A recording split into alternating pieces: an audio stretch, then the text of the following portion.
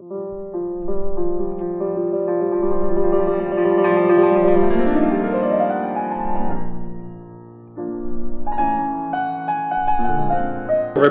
today I'd like to take a look at the controversial dime issue and some of its implications. On February 29, 2012, Fed Chairman Ben Bernanke appeared before the House Financial Services Committee. And guess who was there to greet him? But I do want to make a point about prices, because prices go up. That, to me, is not the inflation. It is one of the bad consequences of the inflation, which comes from the increase in the money supply. And that's one of the bad effects. But, you know, you took over the Fed in 2006. I have a silver ounce here. And this ounce of silver back in 2006 would buy over 4 gallons of gasoline. Today it'll buy almost 11 gallons of gasoline. That's preservation of value. Is the U.S. dollar really doing that poorly against silver, as Ron Paul indicated? In 2006, could you buy over 4 gallons of gas with 1 silver ounce?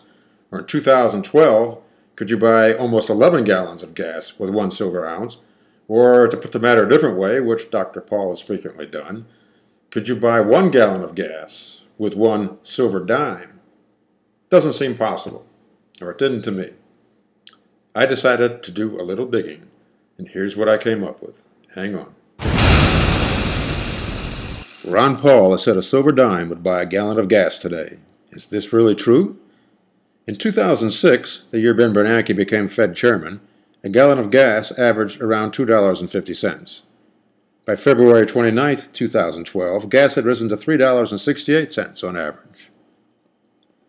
Another way of looking at it is to say a dollar went from buying less than a half gallon of gas to buying around a quarter gallon of gas. So much for fiat dollars. Now let's look at silver. The price of an ounce of silver in 2006 averaged $11.55. On February 29, 2012, the London silver fix was $38.22. Given these prices, an ounce of silver in 2006 would have bought a little over 4.5 gallons of gas. By February 29, 2012, an ounce would have purchased over 10 gallons of gas. What does this mean in everyday life? It means you could drive your family from Atlanta to Orlando, a 440-mile trip on the expressway, while spending only 2 silver dollars on gas.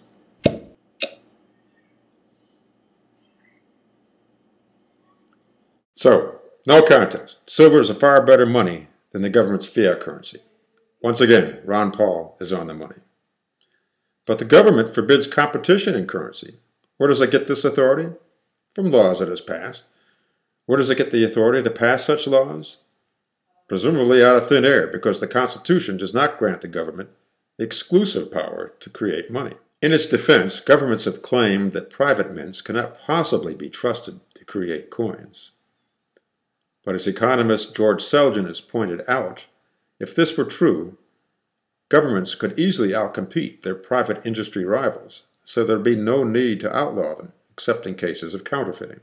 During the California gold rush that began in 1849, at least 15 private mints emerged to coin money, sparing prospectors the need to send their diggings to the U.S. mints in Philadelphia or New Orleans. The private mints whose coins had a lower bullion value than their face value went out of business, while the survivors made coins of such high quality that they withstood the competition of the San Francisco branch of the U.S. Mint that opened in 1854. Between 1860 and 1862, the firm of Clark, Gruber and Company manufactured their own coins at their mint in Denver, Colorado. The coins met or exceeded the bullion value of similar U.S. coins, and in a period of less than 2 years, Clark Gruber minted approximately $3 million worth of coin. The mint was so good, in fact, that to get rid of them, the government bought them out in 1863 for $25,000. Congress outlawed all private mints in the Coinage Act of 1864. Since then, we have moved from a system of competing coinage to a government-created banking cartel that monopolizes the issuance of currency. Congress has enacted legal tender laws to force acceptance of the cartel's currency, even though, as we well know, it is plunging in value. In its simplest form, Gresham's law states that bad money drives out good money. Taken at face value, that's a very misleading statement because it's only legal tender laws that make Gresham's law possible. When people have a choice in currency, Gresham's law ceases to apply. People choose sound money and bad money disappears. In protecting debased currency, legal tender laws institutionalize inflation to the advantage of government and the banking system.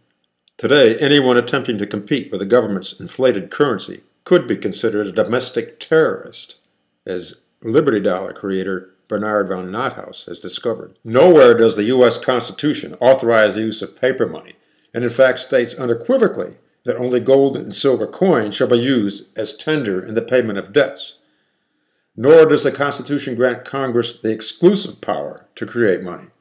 But since the government claims the exclusive power to interpret its own laws, private citizens who attempt to compete with it become terrorists. You might ask yourself, who has instilled more terror in Americans? Bernard von Nothaus with his value-preserving silver Liberty Dollar, or Man of the Year Ben Bernanke with his highly inflatable fiat currency? The Fed will continue to inflate the currency the government forces us to use. Why should it stop? Inflation helps pay the government's mind-boggling bills, and it buys votes to keep the racket going. One way to protect your wealth from being transferred to politicians' pockets is by hoarding commodities, particularly gold and silver. Another way is to vote for candidates who will work to end the Fed and the government's money monopoly. In the 2012 presidential race, only one candidate is working for fundamental monetary reform or even considers it an issue, and that man is Ron Paul. That's it for now. Thanks for watching. See you soon.